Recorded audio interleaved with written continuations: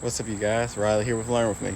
And now I'm going to show you me unveiling my sweet potato vines and seeing if I have any sweet potatoes.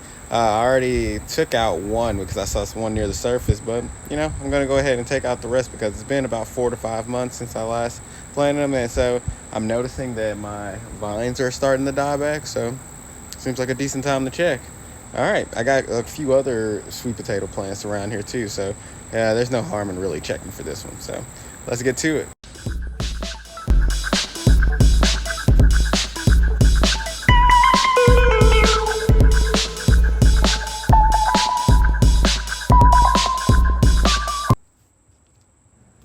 Welcome back, you guys. This is Riley with Learn With Me.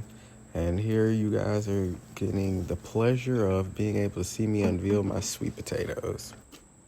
Now I'm going to kind of show you guys what's going on here, but I'm going to kind of talk over it just so that you guys can kind of hear just a little bit of background of just kind of what's happened with the whole process and what has been happening overall since I've kind of started this process. As you guys just saw, that was the sweet potato that I told you guys I had saw sticking out of the top. So usually when you see like your sweet potatoes kind of starting to stick out of the top, you can tell, especially after it's been like 5 or 6 months, that your sweet potatoes are ready to harvest.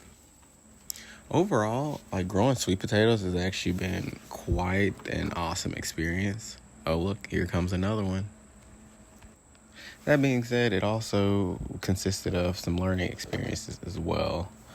One of those things being is, since I recently had a bit of a medical emergency recently, I noticed that mice and rats really will go after your sweet potatoes when it's the end of the season and that like crops are starting to really like die down. So I also noticed that my mint and spearmint and stuff was dying down too, because of like the heat was just like burning the ground up. So I think if I had a bit more spearmint and mint kind of going around them as well, like it probably would have deterred them a bit more. But then again, me not being in my garden for several weeks definitely caused them to really go after some of my other crops.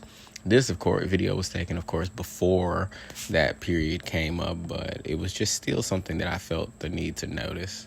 Look at this gargantuan or semi-okay sweet potato.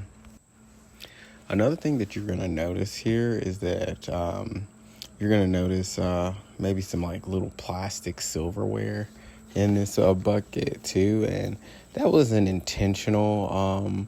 The soil that I got this from, that I originally was like making this well, not necessarily making, but adding to the bucket, was soil from like a compost that I received from someone that was moving away, and they were giving away some gardening supplies, and they had a bunch of compost, and I guess they were under the impression that the gardening silverware, well, not gardening silverware, but this quote unquote biodegradable like silverware was something that you could compost. But after doing some research, I found out that it's not necessarily like compostable, if that is even a word.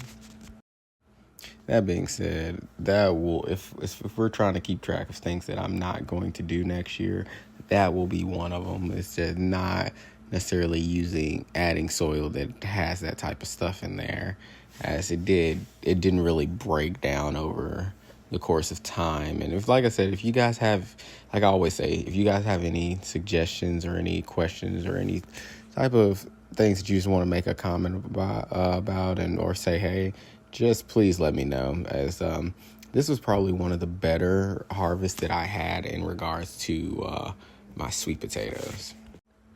Another thing about the sweet potatoes that I noticed here is that the soil is really, really dense, and I'm going to mention a little bit about that at the end. But if I were to do something different about that next year, I think I would really want to get the compost that I have and just kind of really just break it down and mix it up really well and water it down before I go ahead and add it. Maybe even have like different layers of leaves and stuff on the bottom, just so that it can kind of feed it as it is processing it more and more throughout the season. So that's just something I would do differently. Because, like, as you can see, like, look how dense this little ball of dirt is. Like, I'm just stomping it, and of course you're seeing more little plastic silverware come out. But like I said, overall, for it to be my second year doing sweet potatoes, first year didn't do that great. This year, honestly, wasn't that great either. But overall, it's not terrible.